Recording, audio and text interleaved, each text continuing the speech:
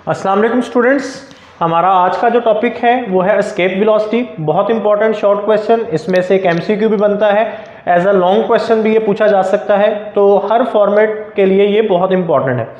Escape velocity क्या होती है? एस्केप, आपको इसका मतलब पता है? अगर आप इसका लफ्जी मतलब देखें तो एस्केप का मतलब होता है छुटकारा पाना। तो एस्केप वेलोसिटी एक ऐसी वेलोसिटी है जो ऑब्जेक्ट को अर्थ की ग्रेविटेशनल फील्ड से बाहर निकाल देती।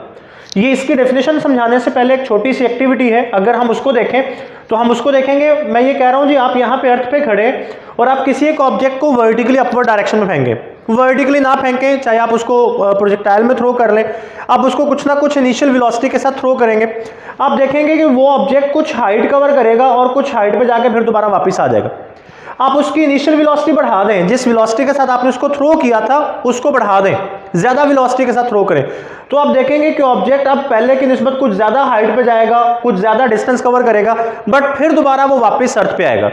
अब ऑब्जेक्ट क्यों अर्थ पे वापस आते हैं? क्योंकि ऑब्जेक्ट्स के ऊपर अर्थ की ग्रेविटी की फोर्स एक्ट कर रही होती है, ग्रेविटेशनल फील्ड उसको वापस ला रही होती है, ग्रेविटेशनल फोर्स उस ऑब्जेक्ट को वापस ला रही। तो अर्थ हाइट पे जाता है, बट वो जिस भी हाइट पे जा रहा है वहां पे अभी तक उसके ऊपर ग्रेविटी की फोर्स लग रही है जो उसको वापस खींच के नीचे ला रही है।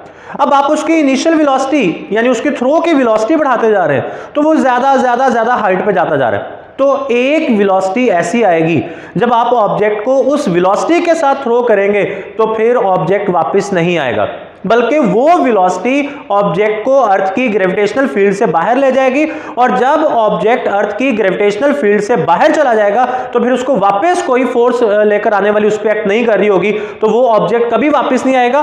तो वो इनिशियल वेलोसिटी जो ऑब्जेक्ट को अर्थ की ग्रेविटेशनल फील्ड से बाहर ले जाती है, उस इनिशियल वेलोसिटी को नाम दिया जाता है एस्केप वेलोसिटी का। एस्केप वेलोसिटी को रिप्रेजेंट किया जा रहा होता है वी एस्केप, ESC छोटा सा हम लिख देते हैं सबस्क्रिप्ट में, और इसका हमारे पास जो फॉर्मूला है √2gr, और इसकी वैल्यू हमारे पास 11 किलोमीटर पर सेकंड है। अभी हम एक्सप्लेनेशन में इसका ये फॉर्मूला ड्राइव कर लेते हैं।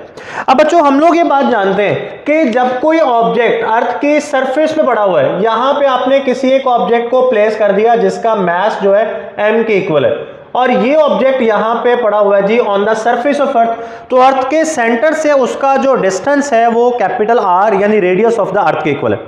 आपने लास्ट टॉपिक में ये बात कही कि जब ऑब्जेक्ट अर्थ के सरफेस पे पड़ा हुआ है तो इस ऑब्जेक्ट को यहां से उठा के ग्रेविटी से बाहर निकालने के लिए हमें इसके ऊपर जो वर्क करना पड़ेगा, हमें इसको जो एनर्जी देना पड़ेगी ताकि ये ऑब्जेक्ट यहां से अर्थ की सरफेस से मूव करे और इन्फिनिटी डिस्टेंस पे चला जाए, मतलब अर्थ की ग्रेविटेशनल फील्ड से बाहर चला जाए, तो हमें इसके ऊपर ये वाला वर्क करना पड़ता है जो हमने कहा था यहां पे इसकी एब्सोल्यूट पोटेंशियल एनर्जी के इक्वल है।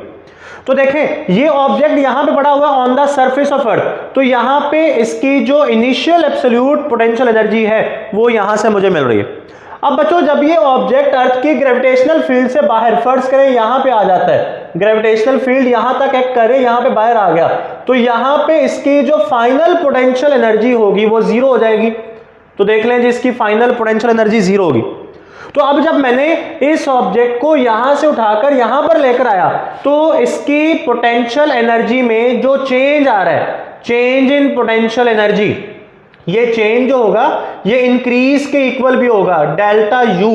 तो ये मेरे पास इक्वल होगा बच्चों UF माइनस UI के, और ये डेल्टा U यानी increase in potential energy, UF की वैल्यू मेरे पास 0 है, ये नेगेटिव साइन फॉर्मूला का आ गया, ये वैल्यू मेरे पास ऑलरेडी नेगेटिव में है तो ये इधर इस तरह आ जाएगा।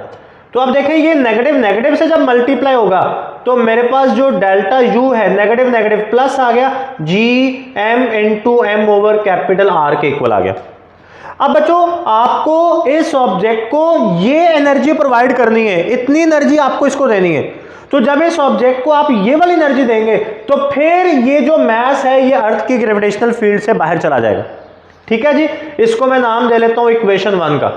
अब देखें, ये मैंने ये कहा कि पिछले लेक्चर में आपने सुना था कि ऑब्जेक्ट की वेलोसिटी का ताल्लुक होता है उसकी काइनेटिक एनर्जी के साथ। तो अगर मैं उसको एस्केप वेलोसिटी के साथ मूव करवाना चाहता हूं तो एस्केप वेलोसिटी के साथ जो काइनेटिक एनर्जी कॉरिस्पॉन्ड करेगी वो लिखी जाएगी जी ½ mv एस्केप का स्क्वायर। मैं इस ऑब्जेक्ट को इतनी काइनेटिक एनर्जी दूंगा तो फिर ये ऑब्जेक्ट एस्केप वेलोसिटी के साथ मूव करेगा।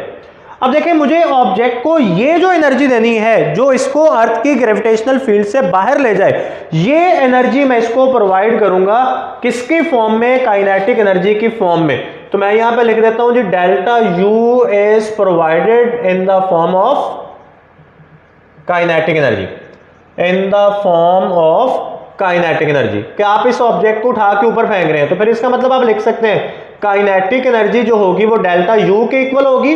काइनेटिक एनर्जी का फॉर्मूला पुट कर लें, हाफ एम वी एस्केप का स्क्वायर, और डेल्टा यू का फॉर्मूला लिख लें G M m over capital R. अब इसमें देखें, ये वाला स्मॉल एम इस वाले स्मॉल एम से कट जाएगा, और अगर मैं देखूंगा ये 2 इधर आके मल्टीप्लाई हो जाएगा, इधर मेरे पास रह जाएगा वी एस्केप का square is equal to 2gm over R.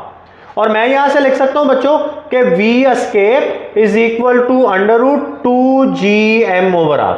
तो यहां पे ये चीज नोट कीजिएगा जरा, ये मेरे पास जो कैपिटल जी है ये ग्रेविटेशनल कांस्टेंट है, और कैपिटल एम जो है ये मास ऑफ द अर्थ है, मास ऑफ द अर्थ, यहां पे ये मास ऑफ द प्लैनेट कहलाएगा, और कैपिटल आर जो है वो रेडियस ऑफ द अर्थ यानी रेडियस ऑफ द प्लैनेट है।